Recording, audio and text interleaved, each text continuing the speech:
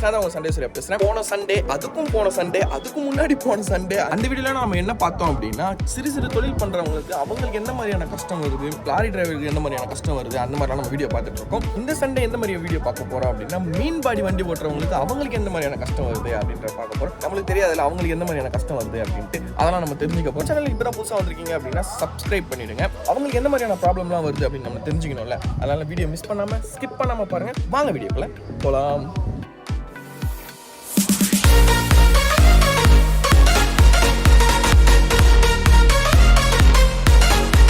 ஐயா, என்னோட பேர் வந்து சூர்யா, ஓகேங்களா? நான் வந்து சண்டே சூர்யா அப்படின்னு ஒரு யூடியூப் சேனல் வச்சிருக்கேன். உங்கள் பேர் என்ன? என் பேர் ராஜேந்திரன். எல்லா வேலையிலையுமே ஒரு கஷ்டம் இருக்கும், சரிங்களா? இப்போ வந்து நீங்கள் மீன்பாடி வண்டி ஓட்டுறதுனால உங்களுக்கு என்ன மாதிரியான கஷ்டம் இருக்குது, அதெல்லாம் சொல்லுங்கள். மோட்டர் வண்டியாக இருந்தால் போகலாம் சீக்கிரமா. சாதா வண்டி கொஞ்சம் கஷ்டமாக தான் இருக்குது. ஒரு நாளைக்கு வாடகை 100 ரூபாய் தரணும். அதுக்கப்புறம் வந்து காலையில் 5 மணிக்கு வருவோம். ஒரு 700 ரூபாய் 800 ரூபாய் ஓடும். ஒரு நேரத்தில் 1000 ரூபாய் கூட ஓடும். எந்த தொந்தரவும் இல்லை. இந்த வண்டி வாடகை கொடுக்கறதுனால தான் பிரச்சனை. நீங்கள் தரணுமா 100 ரூபாய்? ஆமாம், நாங்கள் தரணும். இன்னையோட 10 நாள் பாக்கி, 6 நாள் வச்சுக்கிறேன். அவன் கொடுத்து பார்ப்பேன், வாங்கலைன்னா நான் வண்டியா எடுத்துன்னு போடுப்பான்ட்டு வண்டி அவங்க கிட்ட கொடுத்துடணும். வேற வண்டி நான் வந்து எங்கன்னா ஒரு இடத்துல பிடிச்சி 50 ரூபாய் வாடகை, 60 ரூபாய் வாடகை. நான் உங்கள் பேர் என்னன்னு சொல்லுங்கண்ணா. என் பேர் வந்து ராமமூர்த்தி. மீன்பாடி வண்டி ஓட்டுறதுனால உங்களுக்கு என்ன மாதிரியான கஷ்டம் வருது? ஆமாம், மீன்பாடி ஓட்டுறதுனால தான் குடும்பத்தை காப்பாற்ற முடியுது, இருக்கிற பேப்பெட்லாம் செய்ய முடியுது. இல்லைனாலும் ஒரு நாளைக்கு ஓடுது, ஒரு நாளைக்கு ஓட மாட்டேங்குது, வீட்டுக்கு தெரிய மாட்டேங்குது. வீட்டுக்கு தெரிஞ்சாலும் அவங்களுக்கு தேவை சாப்பாட்டு காசு, பையனை படிக்க வைக்கணும், காலேஜ் பொண்ணுங்களை படிக்க வைக்கணும், டூல்ஸ் பொண்ணு. நான் இவங்களாம் இப்படி இவ்வளோ கஷ்டத்துக்கு துணிமணி எடுக்கணும், நல்லது கட்டுறது போகணும், வரணும், எல்லாம் நான் வண்டி தான் பார்க்கணும். அந்த மாதிரி நேரத்தில் உங்களுக்கு எப்படி இருக்குது? ரொம்ப கஷ்டமாக தான் இருக்குது. என்னடா இது காசு இவ்வளோ ஒரு தந்து படிச்சிருந்து டக்குன்னு இந்த வண்டி ஓட்டுறோமே. குடும்ப வாழ்க்கையில் கல்யாணம் பண்ணாலுமே கஷ்டம் இருக்க தான் செய்யுது. பிள்ளைங்க, பையன், படிப்பு, சாப்பாடு, எல்லாருக்கும் ஒரு கஷ்டம் இருக்க தான் செய்யும். நான் உங்கள் பேர் என்னன்னு சொல்லுங்கண்ணா. என் பேர் வேலு. இப்போ மீன்பாடி ஓட்டுறதுனாலே 20 வருஷம் மாதிரி தான் ஓட்டினுக்கிறேன். எந்த கஷ்டமும் அனுபவிக்கல. பிள்ளைங்களால கஷ்டம். ஒரு 700 ரூபாய் 800 ரூபாய் அவர் சொன்னால் பெரிய 1000 ரூபாய்க்கு மேலே கூட கிடைக்கும். அவர் சொன்னார் பாரு, நானும் ஒரு கோட்டரை வாங்கி டெய்லியும் குடிக்கிட்டு தான் எப்போதும் போல் 7 மணிக்கு இங்கே இந்த சைடு வந்துடுவேன். 6:30 வீட்டில் வண்டி எடுத்தேன்னா 7 மணிக்கு சென்டரில் வந்துடுவேன். அது 20 வருஷமாக இது தான் நடந்துனுக்குது. மழை அச்சாலும் காற்று அச்சாலும் இந்த தண்ணியிலேயே நஞ்சு வந்து தான் ஆகணும்.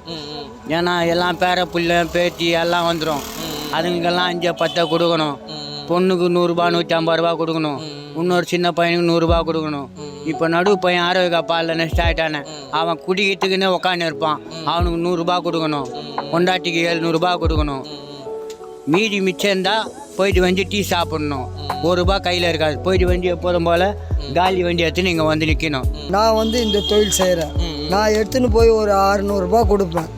300 ரூபாய் சாப்பாட்டு, 300 ரூபாய் தண்டல் கட்டுவாங்க. பேரப்புள்ள வந்தால் அவனுக்கு ஒரு 100 ரூபாய் கொடுப்பேன். என் பொண்ணு வரும் வில்லிவாக்கத்துலேருந்து, சாப்பாடெலாம் செய்து வச்சுட்டு போவோம். அதுக்கு ஒரு 100 ரூபாய் கொடுப்பேன். இப்போ எதுவும் கொடுக்க முடியல, இந்த வாடகைனால அவ்வளோ கஷ்டம். இருந்து வேலை கிடைக்கல, சரி நம்மளுக்குன்னு ஒன்று எதுவும் முடியல, சரி நம்ம இந்த வண்டியாவது ஓட்டி குடும்பத்தை காப்பாற்றுவோம். நீங்கள் எங்கேருந்து வரீங்க? நான் வந்து விழுப்புரம் மாவட்டம், திண்டிவனம் வட்டம். இங்கே நீங்கள் எத்தனை வருஷமாக வண்டி ஓட்டிட்டு இருக்கீங்க? இங்கே நான் வண்டி ஓட்டுறது வந்து ஒரு 30 வருஷமாக ஓட்டுறேன்.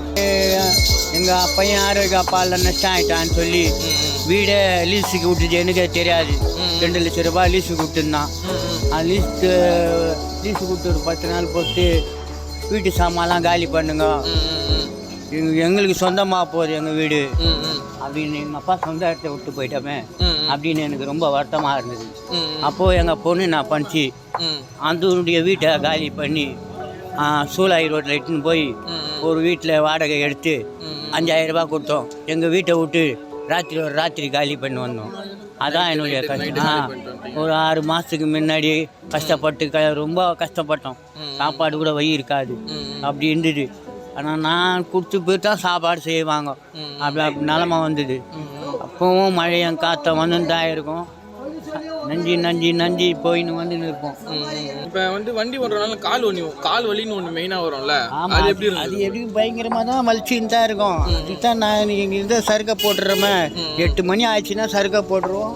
திருப்பி இந்த சோத்தகத்தை வாங்கி துணி போட்டு படுத்துக்குவோம். ஆனால் முன்ன விட வந்து மீன்வாடி வண்டிலாம் இப்போ கம்மியாகிடுச்சு தானே? இப்போ வந்து ஆட்டோல எடுத்துட்டு போயிடுறாங்க. ஐயோ அது ஏன் கேட்குற, ஆட்டோலயே கட்டி எடுத்துன்னு போகிறோம். எங்கள் கம்பெனியில் டோர் கம்பெனியில் இருந்துன்னா 10 டோரு அப்படியே வண்டியில் கட்டி எடுத்துன்னு போகிறோம். அதே போல் சாமானுங்களும் ஏற்றின்னு போகிறோம். போலீஸுக்காரன் 50 ரூபா இல்லை ஒரு கேஸை போட்டு சீட்டை கையில் கொடுத்துருவோம். உங்களுக்குமா அது? எங்களுக்கு கிடையாது, அது ஆட்டோக்காரங்களுக்கு. அவன் என்ன பண்ணுவான், அந்த ஒரு நாள் ஃபுல்லாக வச்சுக்குவான் அந்த சீட்டை. எந்த இடத்துல மடுக்கிறாங்களோ அந்த இடத்துல காய்ட்டு போய்கின்னு இருக்கும். ரொம்ப நன்றி. சவாரி நான் ஃபாலோ பண்ணிட்டு அவர் கூட போய்